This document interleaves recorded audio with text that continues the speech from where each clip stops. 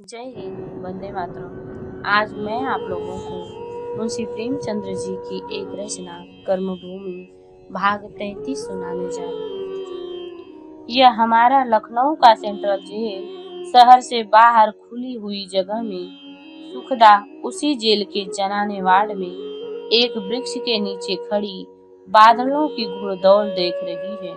बरसात बीत गई है, आकाश में बड़ी धूम से घेर घार हो रही है, पर छींटे पकड़कर रह जाते हैं। दानी के दिल में अभी भी दया है, पर हाथ खाली है, जो कुछ था लुटा चुका है। जब कोई अंदर आता और सदर द्वार खुलता तो सुखदा द्वार के सामने आकर खड़ी हो जाती है। द्वार एक ही क्षण में बंद हो जाता है, पर बाहर के संसार के उसे एक झलक के लिए वह कई घंटों उस वृक्ष के नीचे खड़ी रहती थी, जो द्वार के सामने है। उस मील भर की चार दीवार के अंदर जैसे दम घुटता है। उसे यहाँ आए अभी पूरे 2 महीने भी नहीं हुए, पर ऐसा जान पड़ता है दुनिया में न जाने क्या क्या परिवर्तन हो गए। पथिकों को राह चलते देखने में भी अब एक विचित्र आनंद था। बाहर का संसार कभी इतना मोहक न था। वह कभी कभी सोचती है उसने सफाई दी होती तो शायद बरी हो जाती, पर क्या मालूम था चित्त की यह दशा होगी। वे भावनाएं जो कभी भूलकर मन में न आती थी, अब किसी रोगी की कुपथ्य चेष्टाओं की बात मन को उद्दीप्त करती जा रही थी। झूला झूलने की उसे कभी इच्छा न होती थी, पर आज बार बार जी चाहता था रस्सी हो तो इसी वृक्ष में झूला डालकर झूले। अहाते में ग्वालों की लड़कियां भैंसी चराते हुए आम की उबाली हुई गुठलियां तोड़ तोड़ कर खा रही हैं। सुखदा ने एक बार बचपन में एक गुठली चखी थी। उस वक्त वह कसैली लगी थी, फिर उस अनुभव को उसने नहीं दोहराया, पर इस समय उन गुठलियों पर उनका मन ललच रहा है। उनकी कठोरता, उनका सोंधापन, उनकी सुगंध उसे कभी इतनी प्रिय न लगती थी। उसका चित्त कुछ अधिक कोमल हो गया है, जैसे पाल में पड़कर कोई फल अधिक रसीला, स्वादिष्ट, मधुर, मुलायम हो गया है। मुन्ने को वह एक क्षण के लिए भी आंखों से ओझल न होने देती थी। वही उसके जीवन का आधार था। कई दिन में कई बार उसके लिए दूध, हलवा आदि पकाती, उसके साथ दौड़ती खेलती, यहाँ तक कि जब वह बुआ या दादा के लिए रोता तो खुद रोने लगती थी। अब उसे बार बार अमर की याद आती है। उसकी गिरफ्तारी और सजा का समाचार पाकर उन्होंने जो खत लिखा होगा, उसे पढ़ने के लिए उसका मन तड़प तड़प कर रह जाता है। लेडी मिंटन ने आकर कहा, सुखदा देवी, तुम्हारे ससुर तुमसे मिलने आए हैं, तैयार हो जाओ, साहब ने 20 मिनट का समय दिया है। सुखदा ने चटपट मुन्ने का मुंह धोया, नए कपड़े पहनाए जो कई दिन पहले जेल में सिले थे, और उसे गोद में लिया।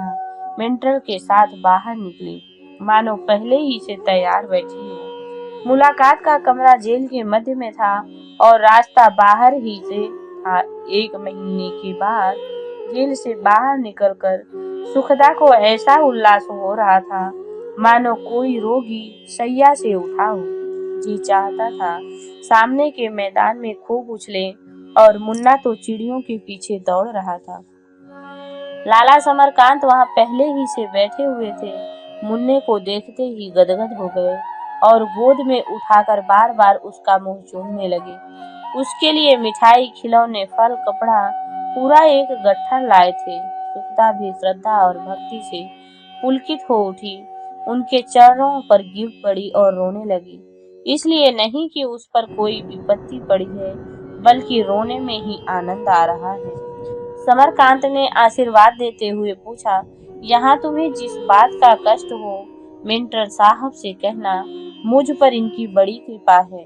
मुन्ना अब शाम को रोज बाहर खेला करेगा और किसी बात की तकलीफ तो नहीं। सुखदा ने देखा समरकांत दुबले हो गए हैं। स्नेह से उनका हृदय जैसे झलक उठा। बोली, मैं तो यहाँ बड़े आराम से हूँ, आप क्यों इतने दुबले हो गए? यह न पूछो, यह पूछो कि आप जीते कैसे हैं। नैना भी चली गई, अब घर में भूतों का डेरा हो गया है। सुनता हूँ लाला मनीराम अपने पिता से अलग होकर दूसरा विवाह करने जा रहे हैं। तुम्हारी माताजी तीर्थ यात्रा करने चली गई। शहर में आंदोलन चलाया जा रहा है। उस जमीन पर दिन भर जनता की भीड़ लगी रहती है। लोग रात को वहां सोते हैं और एक दिन तो रातों रात वहां सैकड़ों झोपड़े खड़े हो गए। लेकिन दूसरे दिन पुलिस उन्हें जला दिया और कई चौधरियों को पकड़ लिया। सुखदा ने मन ही मन हर्षित होकर पूछा, यह लोगों ने क्या नादानी की, वहां अब कोठियां बनने लगी होंगी। समरकांत बोले, हाँ, ईंटें चूना सुर्खी तो जमा हो गई थी, लेकिन एक दिन रातों रात सारा सामान उड़ गया। ईंटें बिखरा दी गई, चूना मिट्टी में मिला दिया गया। तब से वहां किसी को मजूर ही नहीं मिलते। न कोई बेलदार जाता है, न कारीगर। रात को पुलिस का पहरा रहता है। वही बुढ़िया पठानी आजकल वहां सब कुछ कर धर रही है। ऐसा संगठन कर लिया है कि आश्चर्य होता है। जिस काम में वह असफल हुई, उसे वह खटपट बुढ़िया सुचारू रूप से चला रही है। इस विचार से उसके आत्माभिमान को चोट लगी। बोली, वह बुढ़िया तो चल फिर भी नहीं पाती थी। हाँ, वही बुढ़िया अच्छे अच्छों के दांत खट्टे कर रही है। जनता को तो उसने ऐसे मुट्ठी में कर लिया है कि क्या कहूँ। भीतर बैठे हुए कर घुमाने वाले शांति बाबू आए थे। सुखदा ने आज तक उनसे या किसी से अमरकांत के विषय में कुछ न पूछा था, पर इस वक्त मन को रोक न सकी। हरिद्वार से कोई पत्र आया था। लाला समरकांत की मुद्रा कठोर हो गई। बोले, हाँ, आया था। उसी सोहदे सलीम का खत आया था। वही उसी इलाके का हाकिम है। उसने भी पकड़ धकड़ शुरू किया है। उसने खुद लाला जी को गिरफ्तार किया। वह आपके मित्रों का हाल है। अब आंखें खुली होगी।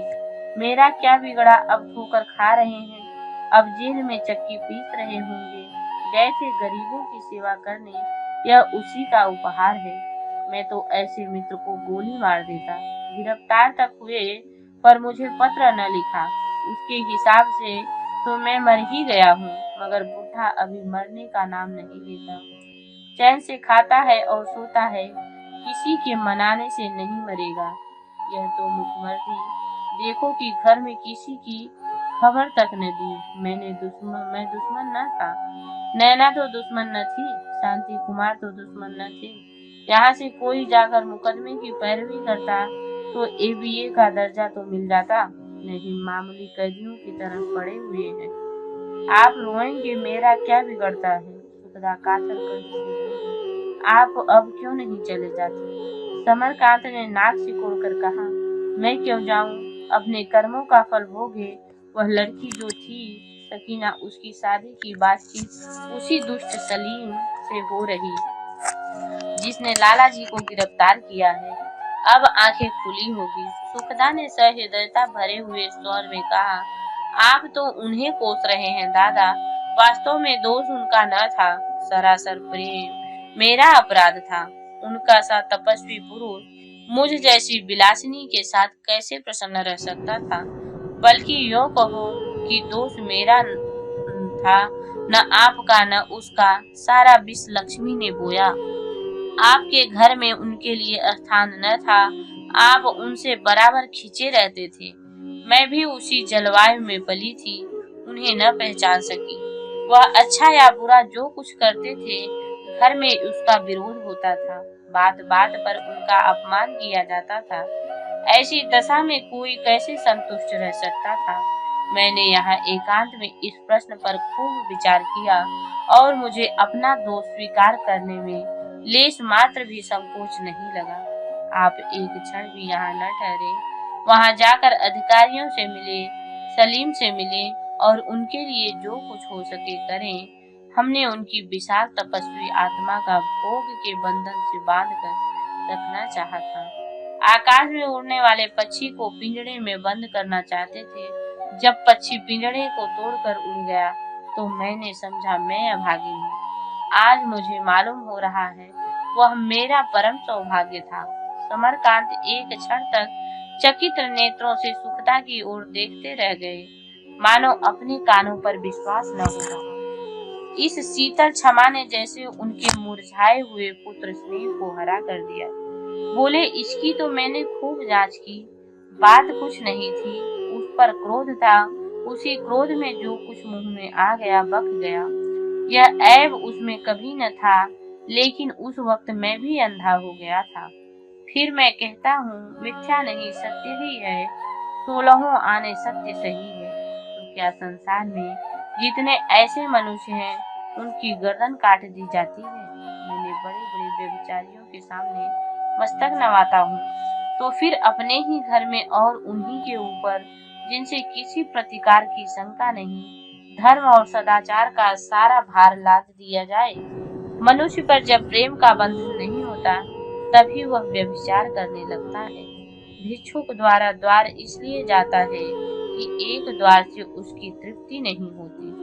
अगर उसे दोष भी मान लो तो ईश्वर ने क्यों निर्दोष संसार नहीं बनाया? जो कहो कि ईश्वर की इच्छा ऐसी नहीं है, तो मैं पूछूंगा जब ईश्वर के अधीन है तो वह मन को ऐसा क्यों बना देता है कि उसे किसी टूटी झोपड़ी की भांति बहुत सी खूनियों को संभालने पड़े। यहाँ तो ऐसा ही है जैसे किसी रोगी से कहा जाए कि तू अच्छा हो जा। अगर रोगी में सामर्थ्य होती तो वह बीमार ही क्यों पड़ता। एक ही सांस में अपने हृदय का सारा मालिन उड़ेल देने के लिए बाद लाला जी दम लेने के लिए रुक गए। जो कुछ इधर उधर लगा चिपटा रह गया हो, शायद उसे भी खुरच कर निकाल देने का प्रयत्न कर रहे थे। सुखदा ने पूछा, तो आप वहाँ कब जा रहे हो बाबूजी? लाला जी ने तत्परता से कहा, आज ही इधर से चला जाऊंगा। सुना है वहाँ चोरों से दमन हो रहा है।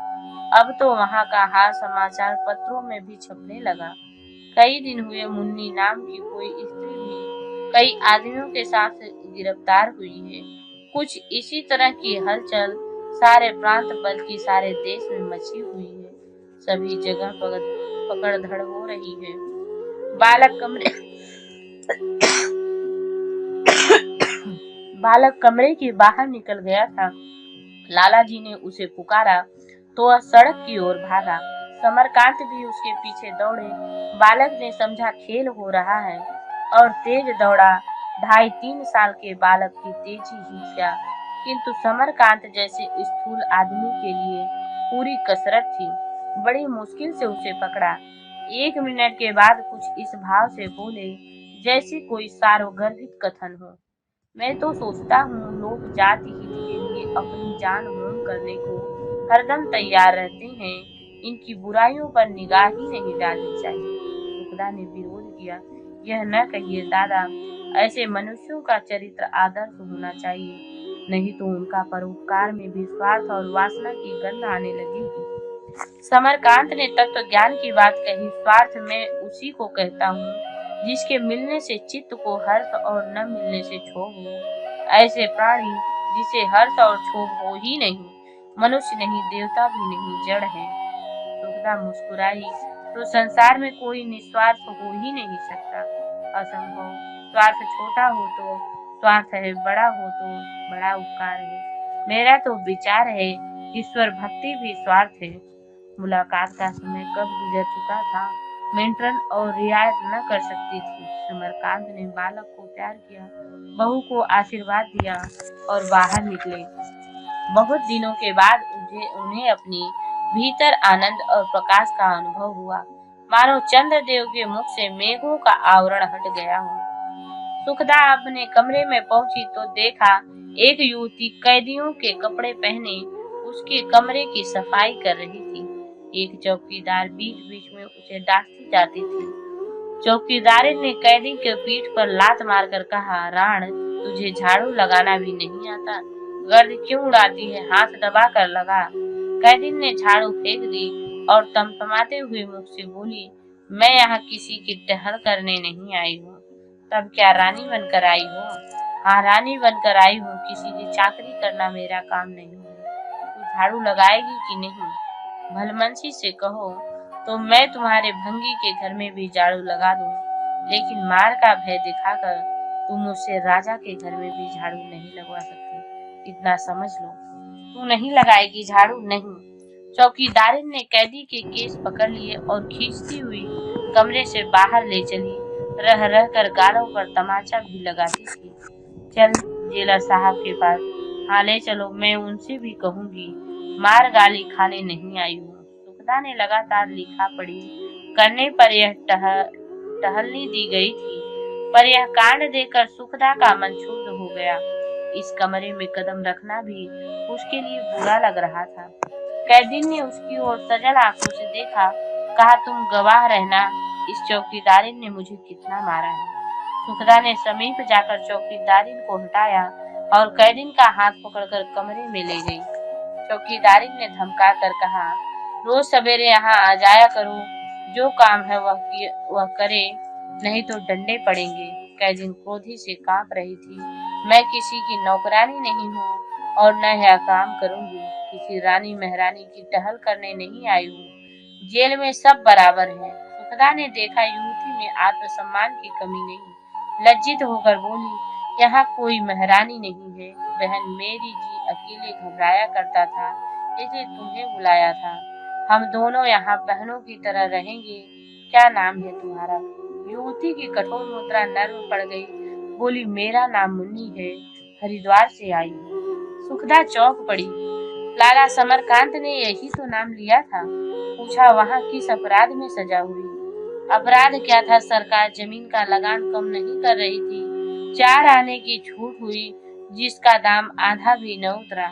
हम किसके घर से ला के देते, इस बात पर हमने फरियाद की, बस सरकार ने सजा देना शुरू कर दिया। मुन्नी ने सुखदा के अदालत में कई बार देख चुकी थी, तब से उसकी सूरत बहुत कुछ बदल गई थी। पूछा, तुम बाबू अमरकांत को जानती हो? वह भी इसी मामले में गिरफ्तार हुए हैं। मुन्नी प्रसन्न हो गई। जानती क्यों नहीं, वह तो मेरे ही घर में रहते थे। तुम उन्हें कैसे जानती हो?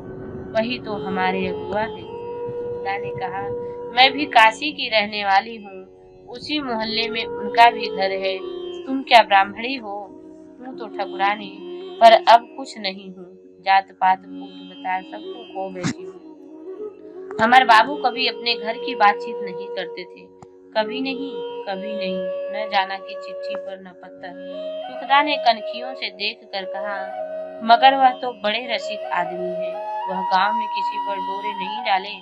मुन्नी ने जीभ दांतों तले दबाई। कभी नहीं बहू जी, कभी नहीं। मैंने तो उन्हें कभी किसी मेहरियों की ओर ताकते या हंसते नहीं देखा। न जाने किस बात पर घर वाले से रूठ गए। तुम तो जानती होगी। सुखदा ने मुस्कुराते हुए कहा, रूठ क्या गए, स्त्री को छोड़ दिया, छिप कर घर से भाग गए। बेचारी औरत को घर में बैठी हुई है, तुमको मालूम न होगा, उन्होंने जरूर कहीं न कहीं दिल लगाया होगा। मुन्नी ने दाहिने हाथ को सांप के फन की भांति हिलाते हुए कहा, ऐसी बात होती तो गांव में छिपी न रहती बहू जी। मैं तो रोज ही 2-4 बार उनके पास जाती थी, कभी सिर ऊपर उठाते नहीं थे।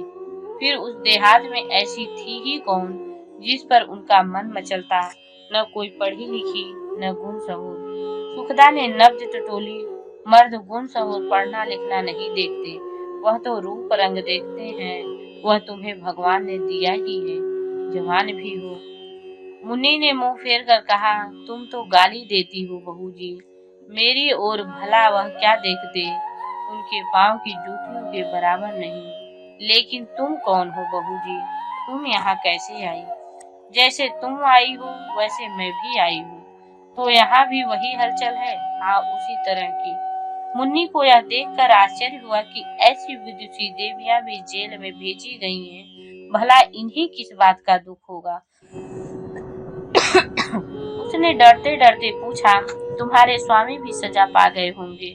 हाँ, तभी तो मैं आई हूँ। मुन्नी ने छत की ओर देखकर आशीर्वाद दिया, भगवान तुम्हारा मनोरथ पूरा करे बहू जी। गद्दी मसनद लगाने वाली रानियां जब तपस्या करने लगी तो भगवान वरदान भी जल्दी ही देंगे। कितने दिन की सजा हुई है? मुझे 6 महीने की हुई है। सुखदा ने अपनी सजा की मियाद बताकर कहा, तुम्हारे जिले में बड़ी शक्तियां हो रही होंगी, तुम्हारा क्या विचार है, लोग शक्ति से दब जाएंगे? मुन्नी ने मानो क्षमा याचना की, मेरे सामने तो लोग यही कहते थे कि चाहे फांसी पर चढ़ जाए पर आधे से बेशी लगान न देंगे। लेकिन दिल से सोचो, जब बैल बंधिए छीने जाने लगेंगे, सिपाही घरों में घुसेंगे, मर्दों पर डंडों और गोलियों की मार पड़ेगी, तब आदमी कहाँ तक सहेगा। मुझे पकड़ने के लिए तो पूरी फौज गई थी, 50 आदमियों से कम न होंगे। गोली चलते चलते बची, हजारों आदमी जमा हो गए। कितनी समझाती थी, भाई हो अपने अपने घर जाओ, मुझे जाने दो, लेकिन कौन सुनता। आखिर जब मैंने कसम दिलाई तो लोग लौट उसी दिन 10-5 की जान जाती। न जाने भगवान कहाँ सोए हैं, इतना अन्याय देखते और नहीं बोलते। साल 6 महीने में 1 जून खाकर बेचारे दिन काटते हैं और चिथड़े पहनते हैं, लेकिन सरकार को तो देखो, उन्हीं की गर्दन पर सवार हाकिमों की तो अपने लिए बंगला चाहिए, मोटर चाहिए और नियामत खाने को जैसे सैर तमाशे चाहिए, पर गरीबों को इतना सुख भी नहीं देखा जाता। जिसे देखो गरीब ही का रक्त चूसने को तैयार है। हम जमा करने को नहीं मांगते हैं, हमें भोग विलास की इच्छा नहीं, लेकिन पेट की रोटी और टन ढांकने के लिए तो चाहिए। साल भर खाने पहनने को छोड़ दो, गृहस्थी क्यों नहीं छोड़ खरपच पड़े वह दे दो, बाकी जितना बचे उठा ले जाओ। मुदा गरीबों की कौन सुनता है। खुदा ने देखा इस गवारिन के हृदय में इतना सहानुभूति, कितनी दया, कितनी जागृति भरी हुई है। अमर के त्याग और सेवा के उनके जिन शब्दों की सराहना की, उनके जैसे सुखता के अंतःकरण की सारी मलिनताओं को धोकर निर्मल कर दिया, जैसे उसके मन में प्रकाश आ गया हो और सारी शंकाएं और चिंताएं अंधकार की भांति मिट गई हो। अमरकांत का कल्पना चित्र उसकी आंखों से सामने आ खड़ा हुआ। कैदियों की जांघियों, कंटों पहने बड़े बड़े बाल बढ़ाए हुए मलिन कैदियों के बीच में चक्की पीसता हुआ वह भयभीत होकर कांप उठी। उसका हृदय कभी इतना कोमल न था। मेंटर ने आकर कहा, अब तो आपको नौकरानी मिल गई, इसे खूब काम करवा लेना। सुखदा धीमे स्वर में बोली, मुझे अब नौकरानी की इच्छा नहीं है मेम साहब, मैं यहाँ रहना भी नहीं चाहती, आप मुझे मामूली कैदियों में भेज दीजिए। मेंटर छोटे कद की एंग्लो इंडियन महिला थी, चौड़ा मुंह, छोटी छोटी आंखें, तरासे हुए बाल, घुटनों के ऊपर तक स्कर्ट पहने हुए विस्मय से बोली, यह क्या कहती हूँ सुखदा देवी, नौकरानी मिल गई और जिस चीज का तकलीफ हो हमसे कहो, हम जेलर साहब से कहेंगे। सुखदा ने नम्रता से कहा, आपकी इस कृपा के लिए मैं आपको धन्यवाद देती हूँ। मैं अब किसी तरह की रियायत नहीं करना चाहती, मैं चाहती हूँ कि मुझे मामूली कैदियों की तरह रखा जाए। नीच औरतों के साथ रहना पड़ेगा, खाना भी वही मिलेगा, यही तो मैं चाहती हूँ। काम भी वही करना पड़ेगा, शायद चक्की पीसने का काम दे दे, कोई हर्ज नहीं। घर के आदमियों से तीसरे महीने मुलाकात हो सकेगी, मालूम है। मेंटन का लाला समरकांत ने खूब पूजा की थी, इस शिकार के हाथ से निकल जाने का दुख हो रहा था। कुछ देर समझाती रही, जब सुखदा ने अपनी राय न बदली तो पछताती हुई चली गई। मुन्नी ने पूछा, मेम साहब क्या कहती थी। सुखदा ने मुन्नी को स्नेह भरी आंखों से देखा, अब मैं तुम्हारे साथ ही रहूंगी मुन्नी। मुन्नी ने छाती पर हाथ रखकर कहा, यह क्या कहती हो बहू, वहाँ तुमसे न रहा जाएगा। सुखदा ने मुंह प्रसन्न करके कहा, जहाँ तुम रह सकती हो वहाँ मैं भी रह सकती हूँ। 1 घंटे के बाद जब सुखदा यहाँ से मुन्नी के साथ चली तो उसका मन आशा और भय से कांप रहा था, जैसे कोई बालक परीक्षा में सफल होकर अगली कक्षा में गया हो। जय हिंद, जय भारत। अगले भाग में हम आपसे फिर मिलते हैं।